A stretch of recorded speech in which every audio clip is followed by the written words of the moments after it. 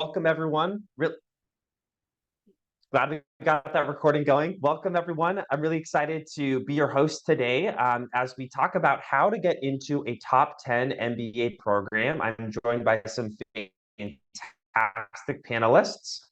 Before we dive into the questions, I'm going to spend the first few minutes. We're going to do some introductions. We're going to talk about the MBA application process, and then we'll dive into some great content for you all. A couple logistics as we're going through this session. As questions occur to you, feel free to drop those in the chat. We're going to have folks from Leland monitoring that chat continuously and answering those questions. We don't have a scheduled Q&A as part of this session, so drop your questions in the chat. Obviously, be respectful and supportive to other participants, and we'll give you multiple opportunities to sign up for Leland and take advantage of all the incredible resources that Leland has to offer, many of which are free. So let's start with some quick introductions. We are being joined by three members of the Leland team. Erica and Dalan are both on. They're going to be in the chat answering questions, dropping links. John may stop by as well. He's the CEO at Leland. Who am I? I'm actually one of Leland's coaches, and I will be moderating this panel today. So I'm going to introduce myself first, and then I'll ask the panelists to go ahead and introduce themselves in the order that we see your names on the slide. My name is Camden Robinson. I have been a Leland coach for 2 years now. It's been a fantastic experience. I graduated from Brigham Young University back in 2017, and then went into management consulting. I applied to MBA programs in 2019. And then ended up deferring my admission to HBS for a couple of years because of COVID. And I now just started my second year of the MBA program at HBS. And in the past couple of years that I've been working as a coach, I've had the chance to work with dozens of students or applicants who have been applying to top 10 programs. And it's, my favorite part of my job is getting to help people figure out really who they are and what their story is and what they want to accomplish, and then craft and translate that into a compelling narrative and story that's going to resonate with the admissions committee. Amy, if you wouldn't mind introducing yourself next. Hi, everybody. My name is Amy Hazen. I am a former staff member at the Wharton School of Business. I worked there for quite a few years, almost 13. And my favorite part of the job while I was there was working with students. And I did that on both the admissions side and also on the program management side. But when I left there about 3 years ago, I felt like I still wanted to maintain those connections to the school and to the prospective students, which is what drew me to admissions coaching. So that's what I've been doing for the last 3 years. And I also have a background in journalism. Prior to going to Wharton, I spent about 5 years working at a number of different mid-sized newspapers as a copy editor. So being an admissions coach has been a really great sort of coming together of those two worlds, those two parts of my background. So excited to be here and looking forward to a great session. Hi, everybody. My name is Mario Del Cueto. I'm from Los Angeles, California. Graduated from the Wharton School of Business in 2017 undergrad. Went to Bain & Company for management consulting for a few years here in the New York office.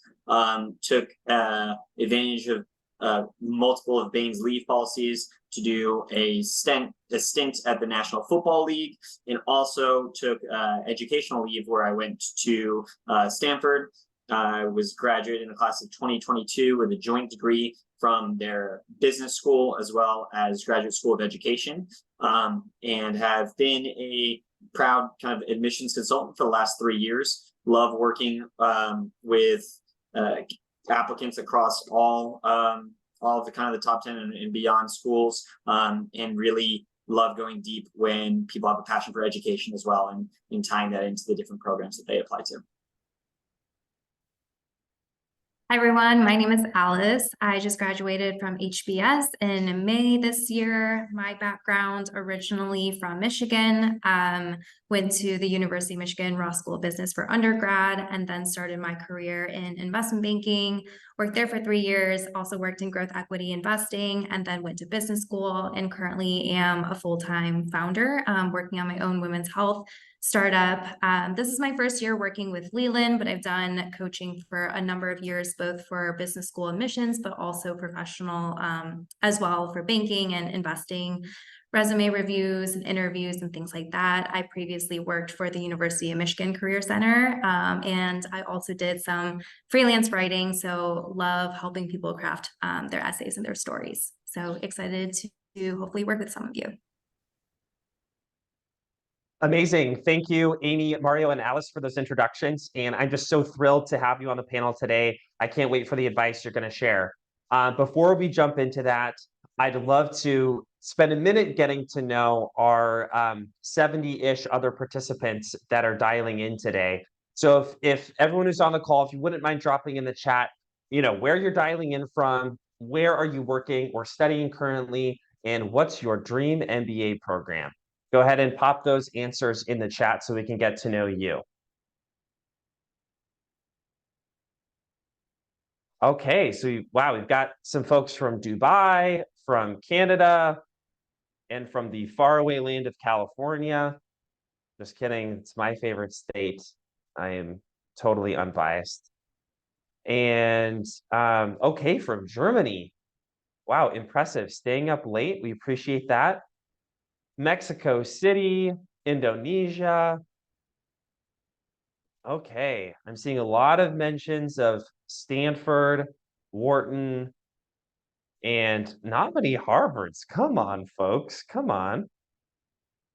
We've got an NYU. Okay, fantastic. Thank you for introducing yourselves, and we're so grateful that you joined us today.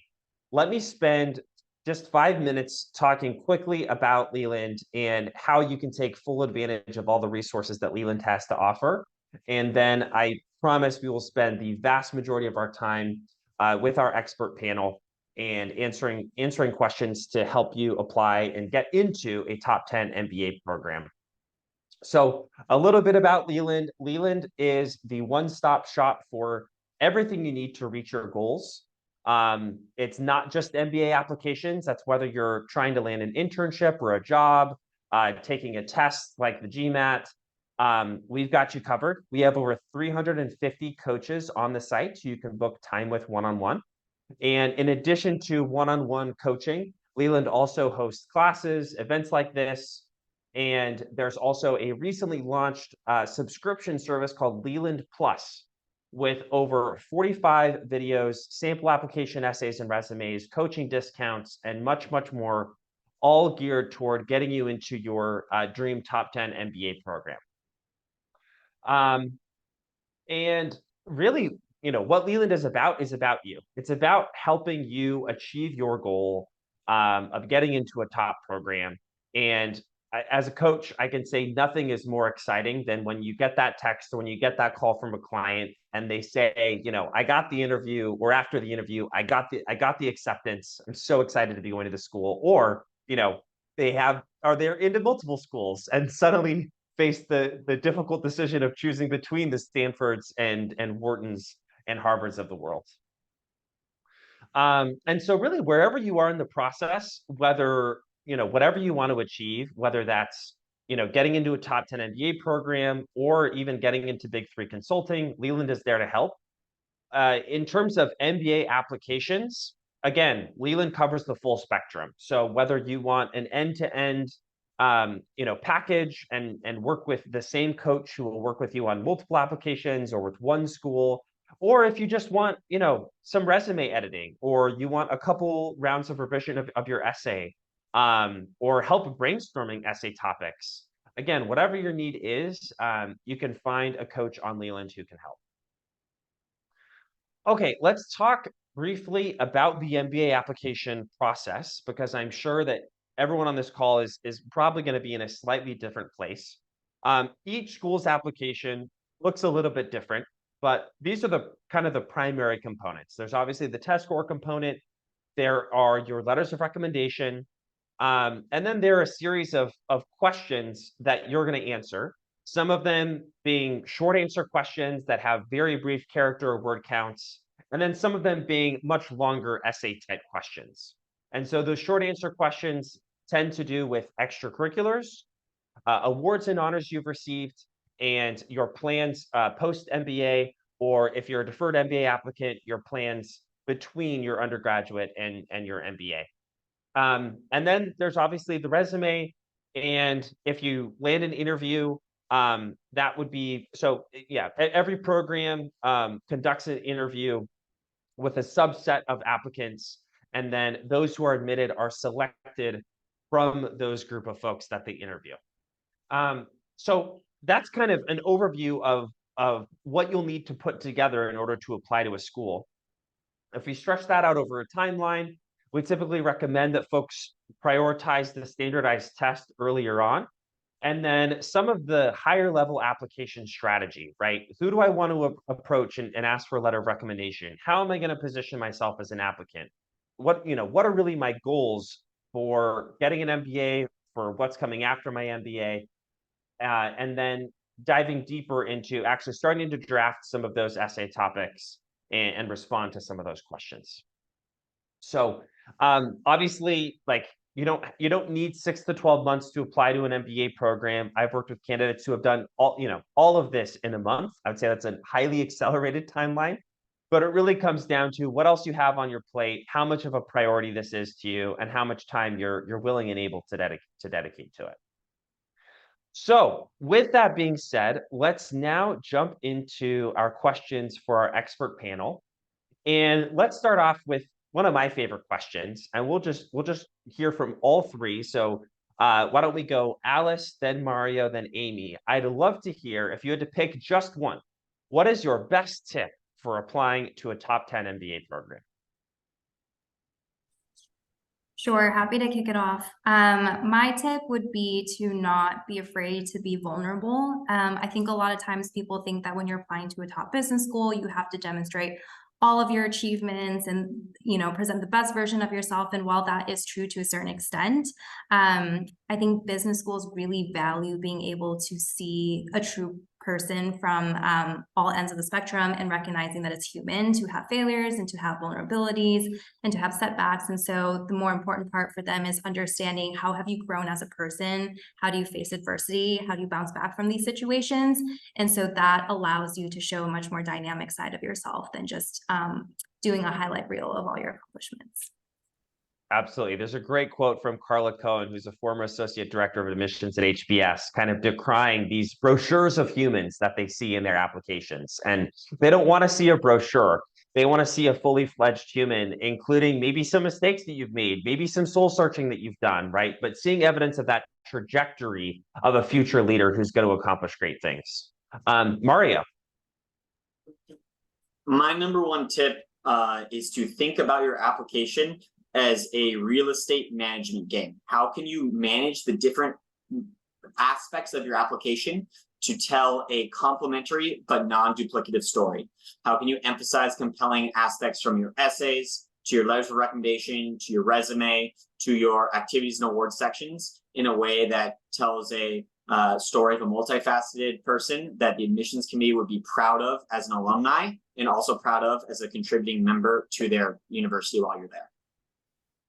That's awesome. Great analogy. Amy, what would you add? I would add, I think what's really important is to be authentic. A lot of times an early question I get is, well, what's the admissions committee looking for, right? What kind of an applicant do they want to see? And, I think the truth is they want to see, as broad a spectrum as possible. So what really, is in the better interest of the applicant is to highlight the true strengths that they have to offer. It's not about molding yourself into what you think the admissions committee is looking for. It's more so about presenting your true self in your best light. Fantastic. Great advice. Let's dig into some specifics here. And I know over the course of the conversation, we're going to talk about, resumes, letters of recommendation, essays, different types of essays. Let's start with the resume. And Mario, I'm going to ask you to go first on this one. But the question is, what are the primary differences between a typical job resume that folks on this call will be very familiar with and an MBA resume? And what things should you highlight in an MBA resume that might be different than how you think about a regular job resume? Absolutely. I think two things come to mind for me.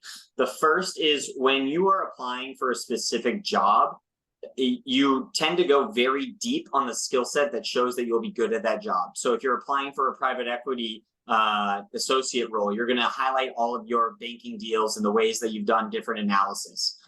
However, in an MBA application, you're really applying to be a student of general management. And so I tend to recommend a larger breadth of experiences that you can speak to in your resume, as opposed to going super detailed into how you were involved in X, Y, or Z project. So breadth of experiences, highlighting your interests in the resume, as opposed to some other regular job resumes. So that's number one. And then number two has to deal with that real estate management concept or heuristic that I mentioned. You're going to have the opportunity across many different other places to go deep onto some of your stories, go deep onto whatever themes or strengths you want to emphasize. And so you don't need to push all of your impression into the resume that you might in some sort of corporate application. So those are the two major thoughts. Great advice. Alice or Amy, anything that either of you would add to what Mario's already told us? I would just say, I think it's important that people move away from the idea of specific job responsibilities and duties. I think a job application resume is always just a much more straightforward listing of everything you've ever done. And what's really important, and I always talk a whole lot about showing impact, right? That really needs to be a major focus of an MBA application resume, and is a pretty big difference from a typical job application resume. Yeah, absolutely. Some common mistakes that I also see are, including like industry specific jargon and technical words that your average AdCom reader is not going to understand or to be able to contextualize. I also see sometimes an overemphasis on particular technical skill sets, where again, the admissions committee really they're trying to evaluate you as a leader, right? And so they want to see the impact that you had. They want to see, times you've collaborated with and worked with other individuals. And so those types of experiences are the ones that you want to emphasize on your resume, and certainly not just in a professional environment. I think that's another big key. I'd say across the board, the first draft of resumes that I get from my clients are too heavily weighted on the professional aspect of their life and don't include any leadership or community or ways that they've been involved in school or other domains in which they have demonstrated leadership. Let's move on to the next question here. I'm going to ask you to go first on this one, Amy, given your extensive background and familiarity. But let's talk about letters of recommendation. Why are they so important, and how do they fit into the broader application? Yeah, so letters of recommendation are definitely important. I think sometimes people probably don't take them as seriously as they potentially should, because basically they serve as sort of a third-party confirmation of everything else that's in your application. So ideally, what we would see from a letter of recommendation is a lot of the same things you're saying about yourself, but coming from someone else, and coming from someone else who has worked very closely with you and is very familiar with your work. And so it's important to do some, I think it's important to do some coaching of your recommenders in order to try to ensure some of this cohesion, because the admissions committee is going to be looking at those letters to reinforce everything you're saying about yourself. Yeah. We'll talk in just a minute, actually, on the next slide about how to best prepare your recommenders. Sticking on this topic of the role that they play in their importance, Alice, what would you add when it comes to letters of recommendation? I think one other thing I would say is it's really important to find recommenders who can give really specific examples of things that you've done and ways that you stand out from other people on your starting class or your cohort. And I think I often get this question, is it better to pick someone who's a little bit more junior but has a lot of context and work closely with me, or is it better to pick like an MD or someone who, you know, I don't have a ton of face time with, but they seem like they're this powerful person or have a really great background and would look impressive to get a recommendation letter from them. And I mean, in an ideal world, you can balance those two, but I think it's very, very important that they can speak to very specific examples of what you've done and what ways you differentiate from other candidates. So that's one other element that I would make sure you think about. Yeah, that's a great point. Why don't we stay with you, Alice, as we move to the other part of recommendations, which is, you know, Amy alluded to, it's important to kind of coach your recommenders. How do you go about that? What are some methods for preparing them? And then Amy, we'll actually come back to you once we hear from Alice. Yeah, I think the coaching part is super accurate. When I was applying, I put together this big recommendation package for my recommenders. So, you know, if you're working with a coach, generally they have a pretty good sense of what are the types of questions that recommenders get asked. So you can work with a coach and figure out how can I essentially list out examples that your recommender could use when they're writing their application.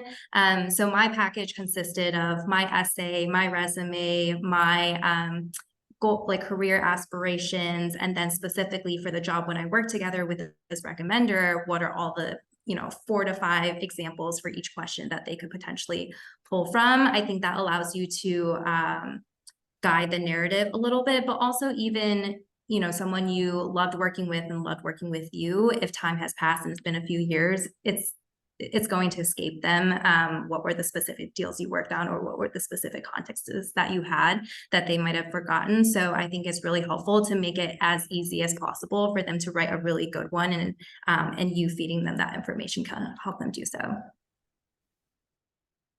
Amy, what would you add? Yeah, I definitely agree with everything Alice just said, and the package that she described is definitely a great tool that I would recommend all applicants take advantage of. Typically the wording in the questions that recommenders are asked includes some language about using specific examples. So yeah, it's great to put some out there so that when your recommenders go to write these letters, they have that material right in front of them. I also think that,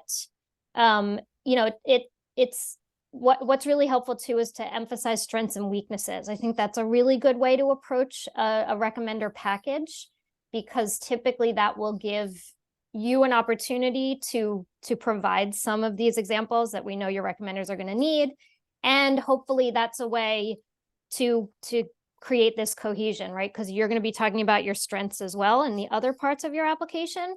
So that's an easy way to say to your recommenders, here are some suggestions for, here's some information about who I am that will serve as suggestions for what to write about. Great advice. I'll share 2 other perspectives that I have.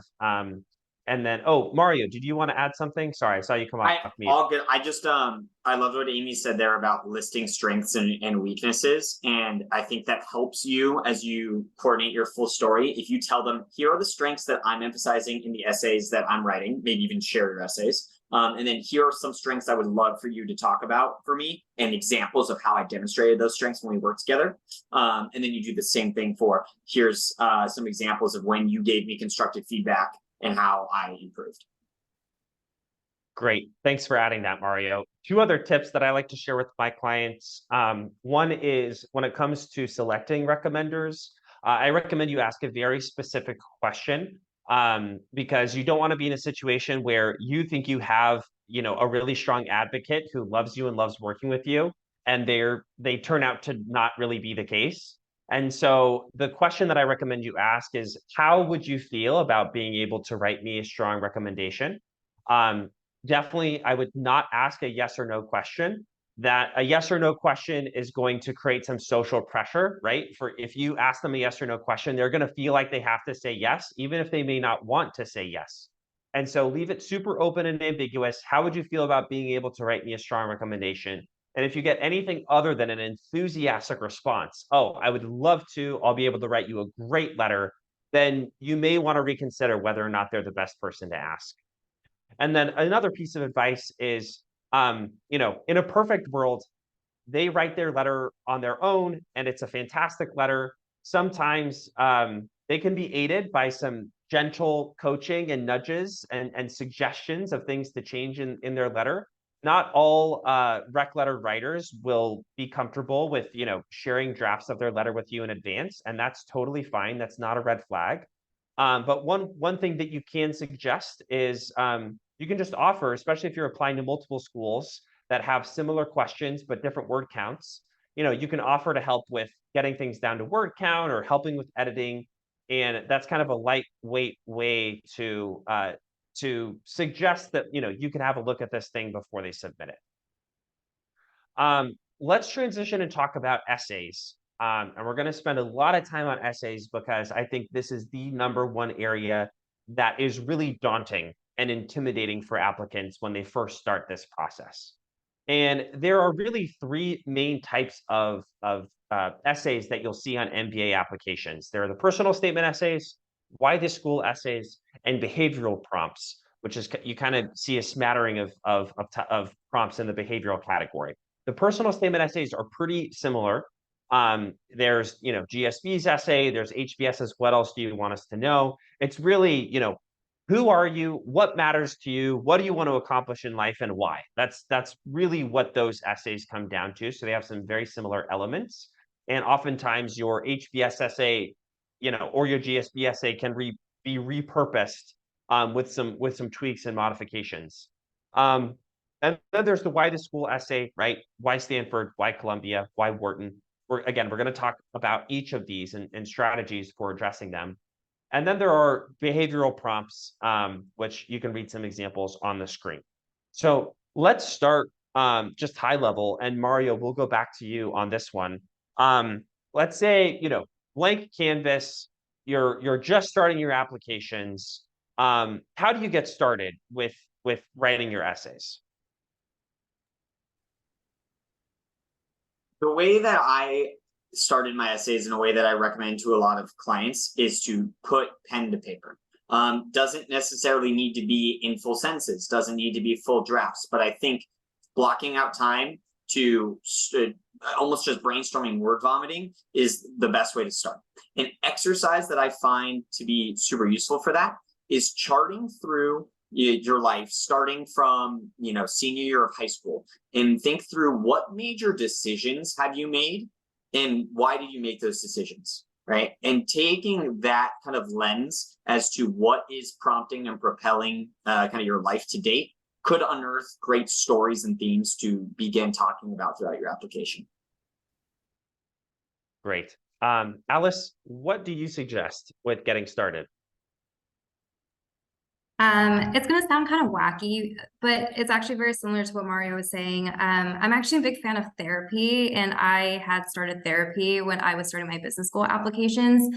And it's also something I sort of like to do with my clients, where I'll have a very long initial phone conversation with them to kind of go through their life story, start from the very beginning, understand what home dynamics were like, or what were kind of major milestones in your childhood, or what's your relationship like with your parents, and really getting to kind of like the source of a lot of the things that make you you as a person. And I think that informs a lot of the decisions that we make as adults and how we view our strengths and weaknesses and accomplishments and failures. And I think that really helped me just kind of get to the bottom of all of that. So I thought that was really helpful. And I think being able to kind of talk through it with someone, almost like talk therapy-esque, it allows you to have a better sense of how you think about it as well. So that definitely sparked a lot of ideas for me.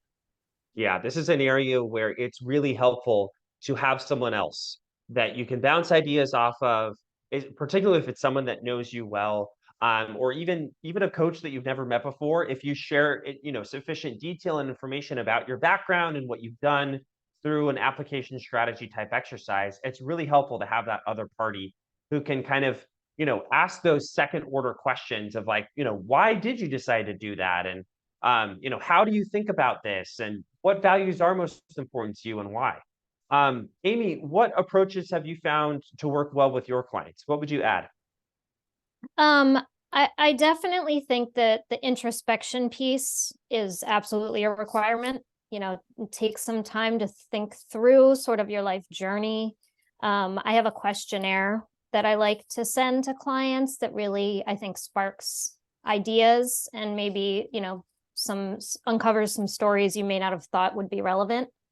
And then I totally agree with Mario. Word vomit is a way that I love to describe how to start in this case. Whatever it takes, get something down on paper. I think a lot of times people are overwhelmed and intimidated by that very first draft. So I always say, there's no pressure to write a full draft. Starting with an outline, I think, can also be really helpful, especially as a coach. I think that's an easy way for us to look at everything in one place and then move things around.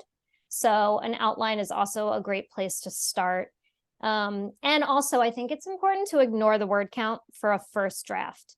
I think sometimes people get really hung up on, I only have 500 words or whatever, but, just get everything down first, and then we can talk about what stays and what goes. Totally. Yeah. People will get hung up on word count. They'll get hung up on like, what is the admissions committee going to think? Like for your first draft, it is just about writing a draft and getting something on paper, because that first one is always the hardest to write, and then it gets easier. I love, Amy, that you kind of distinguish between the, there are kind of two phases here. There's like before you know what you're going to write about, before you have your essay topic, and after you have your essay topic. And we've been pretty clear, once you know your essay topic, you just need to write that draft, right? Before you have your essay topic, that's when you want to engage in some of this more divergent thinking of like, okay, like, what is my life story and what are all the possible things that I could write about? And that's where having a coach is super helpful. I will share this one observation when it comes to selecting an essay topic. You will know you have the right topic when you are excited about it. That has been true with every single client that I've worked with, where by the end of that call, and we've aligned on their topic, we have a high level draft. They may be intimidated about writing the draft, but they come away from that call feeling like, oh my gosh, like I'm excited to tell this story. This really is me, And so that's a great litmus test of do you have the right topic? We're going to move on and talk about personal statement essay specifically, and why this school essay specifically. Before we do, I want to take just a brief pause. Again, we have some fantastic and remarkable coaches on this panel.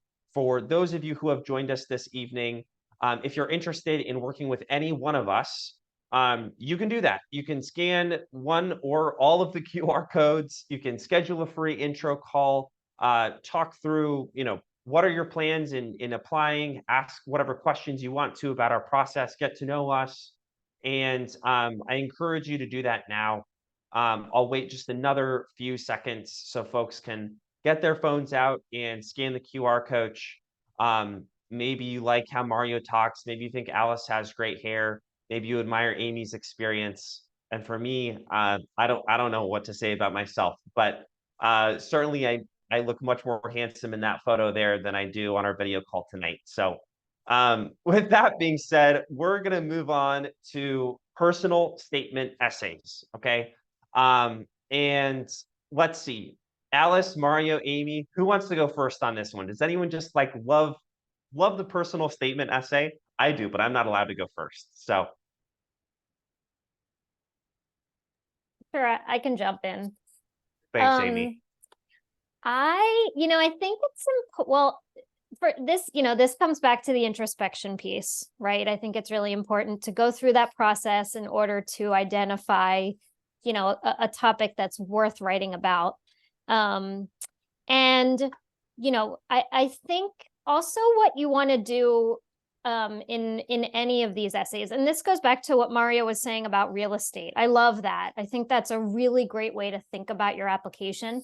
because it's like, every piece of white space that you have to fill, not only do you want it to be worthwhile, but you almost want it to serve a dual purpose if possible, right? So I think for a personal statement essay, that's important to keep in mind, because if you can think of a topic that not only shares a story about you, or an important piece of who you are, but that also is relevant to why you're choosing the school, or what you want to do in the future, or what your career path is going to be. You want these things that are going to be sort of multifaceted in their purpose in being included in your application. So I think it's important to think through ideas for these kinds of essays in that way, right? Can it sort of serve multiple purposes by being the main topic of my essay? Great. Alice, what would you add to what Amy's already shared? I don't know if you guys have heard of like the 5 whys, but I think that's something that I think is really important. So just to give you an example, I was working with a client who told me that her goal was to start a company in the real estate space. And the essay that she wrote initially in the first draft, I didn't really have a good sense of why she wanted to do that, except for the fact that she had real estate experience and she was applying to a school that really valued entrepreneurial energy. And so when I asked her, why do you want to work in real estate? Then she gave me an answer I have this background, I'm interested in the space, but then you ask why again, and that unearths another level of understanding. So the reason was because, she moved around a lot. I think it was hard for her to find a place to call home, and she had experience investing in real estate with her family, single family home. So why was that important to her? And you keep drilling down further and further until you get down to the root cause of your inspiration and your passion. And I think that final layer is what admissions, what the adcoms want to see, because they really want to understand who you are as a person, not what this surface level of what you say you want to do is. And so I think when you're approaching your essay, constantly ask yourself, why am I doing this? What's motivating me? What is the drive behind this? And I think that'll allow you to really surface your voice. And also, what role does a business school or an MBA play in that, right? And in some essays, you're asked to explicitly articulate that. In HBS's prompt, you're not. You can kind of choose whether or not you want to include a why HBS in that essay. You certainly don't have to. But remember, yes, we're encouraging you to engage in some soul searching and some introspection and to be very vulnerable and authentic, and that's all true.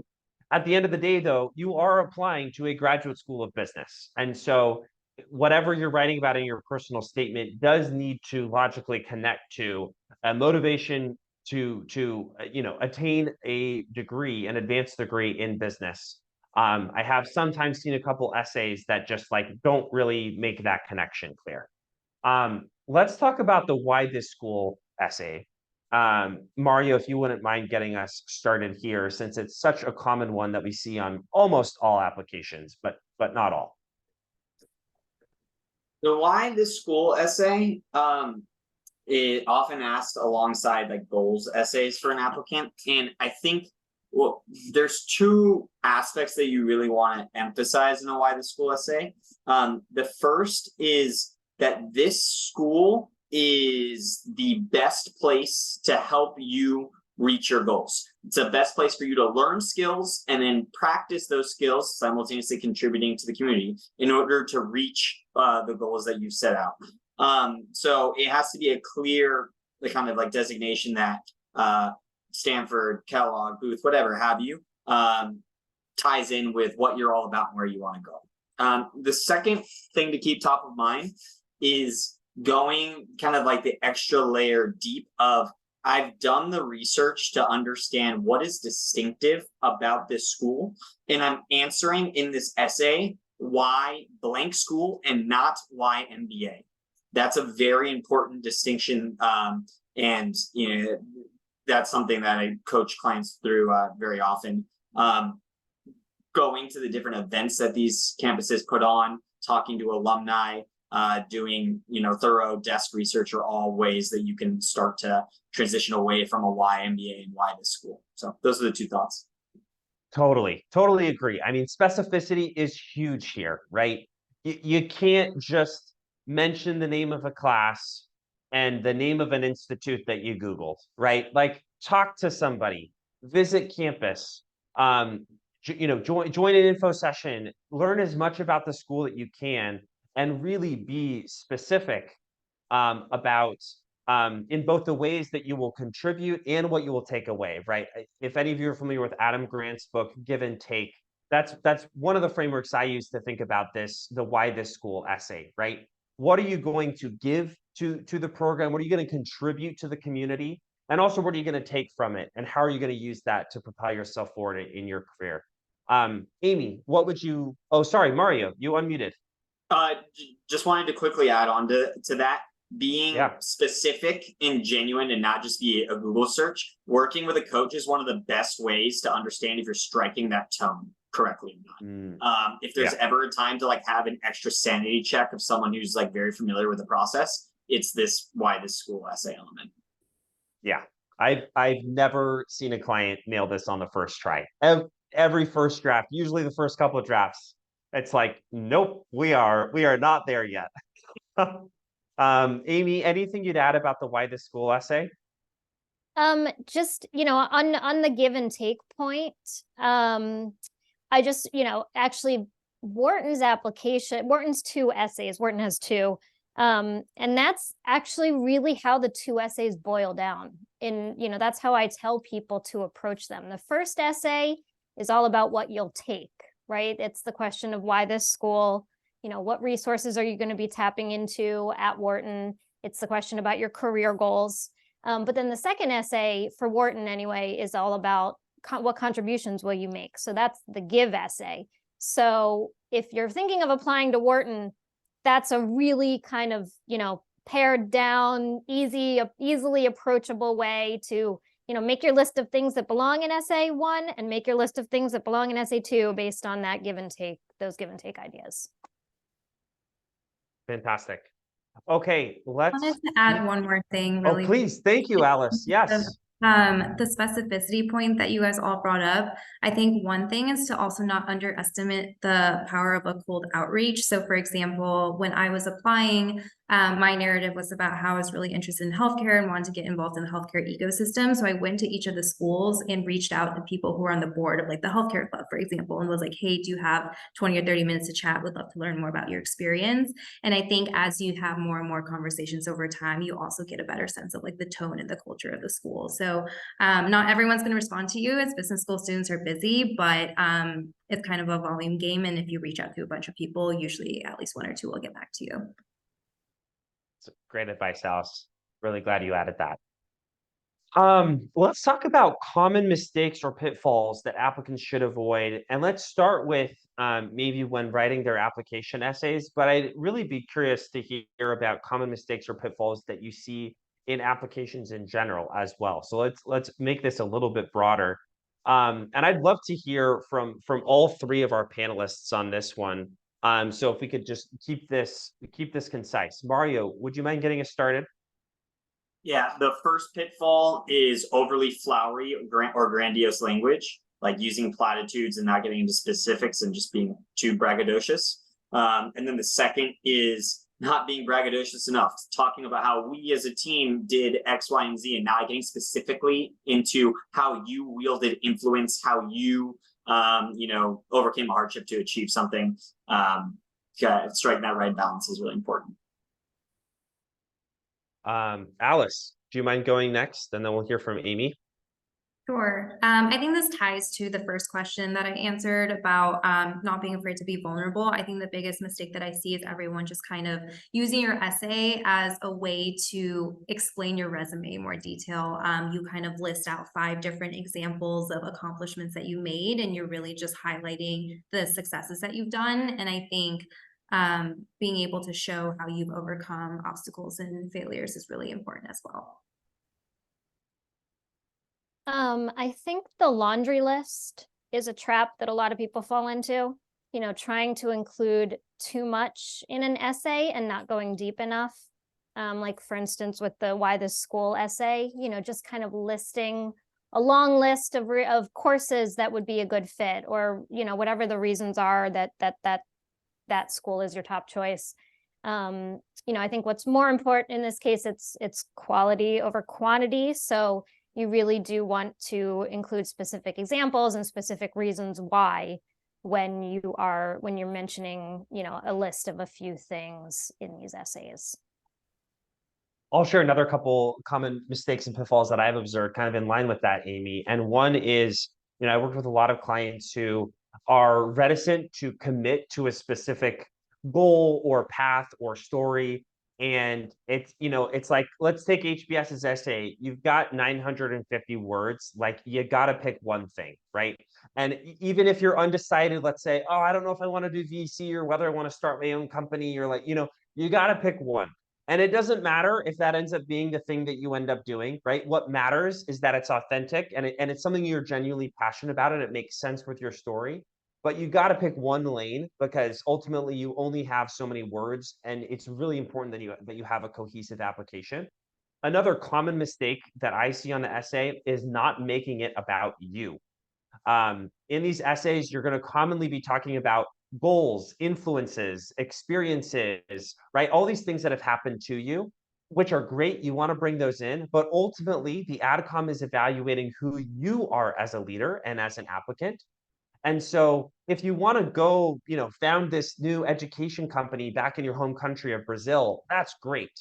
But you are not pitching the AdCom to invest in your new ed tech venture, right? You're pitching them to invest in you. And so I think it's a mistake to use 150 words to talk about, the specifics of this venture and everything it's going to do and how it's going to get set up. No, what they want to hear is, why is that so passionate to you, right? How are you going to show up as a leader in that? And what type of leader are you, right? That's where you really want to go in depth on the word count. Okay, let's take a minute to talk about applicants or candidates who feel generic or overrepresented. This is a really tough one. I know I experienced this somewhat when I was an applicant. What's your advice? Alice, let's start with you on this one. Yeah, I agree. It's a tough question. I think my best advice is honestly to really lean into your superpowers, or the things that really make you tick, or like, what are the things that make you you? So for example, if you're really excited about something, even if it's not like through a professional lens, but like, let's say you're really interested in you love playing pickleball or something, and that is something that really genuinely riles you up. I think that enthusiasm and genuine level of interest can really shine through when you're talking about the things that you love to do. Just to give you a little bit more concrete example, my background was banking and then investing. It doesn't get more generic than that.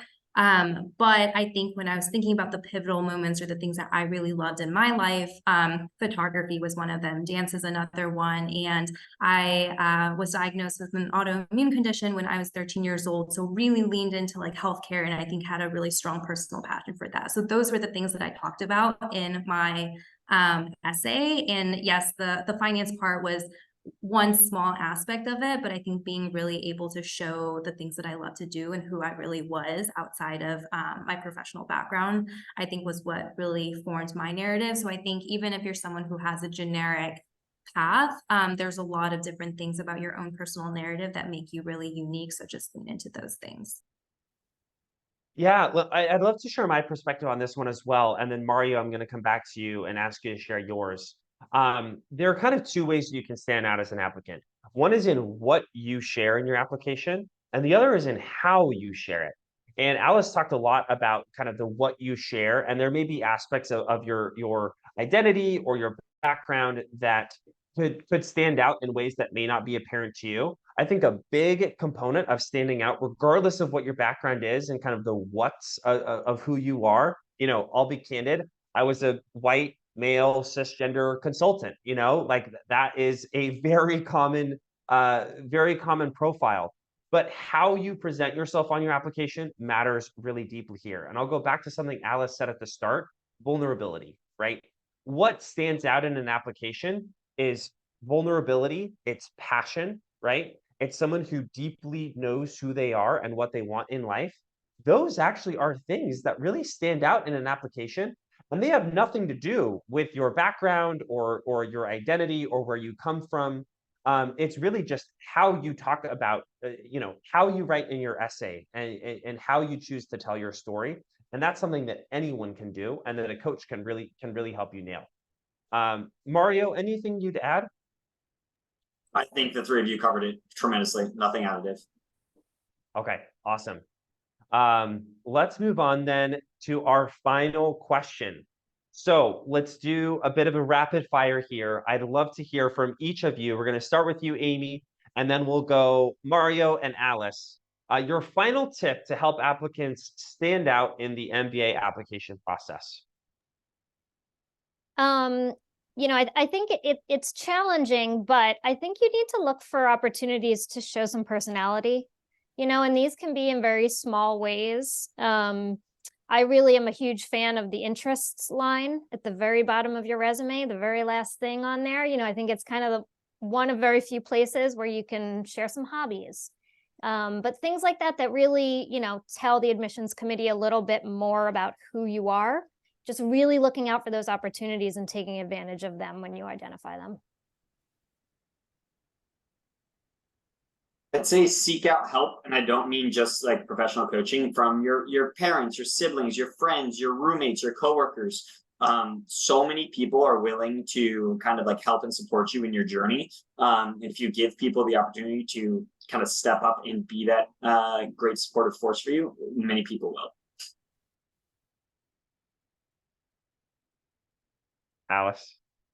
Yeah, I would say, I think maybe leverage strangers to get a gut check on what tone comes off in your essays. And so maybe it's asking your friend to send it to their friend who read this essay and it's anonymized, and they can give you really honest feedback on how it comes off. And I think the worst thing, which I've seen, is clients working on an essay and they're a few days out from the deadline and then suddenly get this feedback that the essay, is coming off a certain way or isn't as good as it should be. And if you can get that real honest feedback earlier up front, that would be helpful. And, don't send it to your mom, don't send it to your best friend as the first gut check, because they're going to tell you the things that you want to hear. So try and solicit feedback from strangers or people who are not attached to you if you can. Great advice. I'll throw my own tip into the hat as well. You may not like it, but my final tip would be to just relax. You could write a novel with all the names of the successful people in this world who never went to a business school, who do not have an MBA. And yes, like as coaches, we desperately want to help you get into your top school. But it's also, you can have a great productive life even if you don't get into that dream school. Obviously, we hope that's not the scenario, but it's just helpful to keep things in perspective. And yes, let's give it your best shot. Let's put your best foot forward. And then once you can confidently say that you applied with your best foot forward, you don't need to be stressed at all. Great things are in your future, even if they don't include an MBA from GSB, right? Or maybe even an MBA at all. So let's conclude with just a huge thank you to our coaches, Alice, Mario, and Amy. Fantastic responses. I feel like we all learned a lot tonight. I know that I personally learned from your perspectives.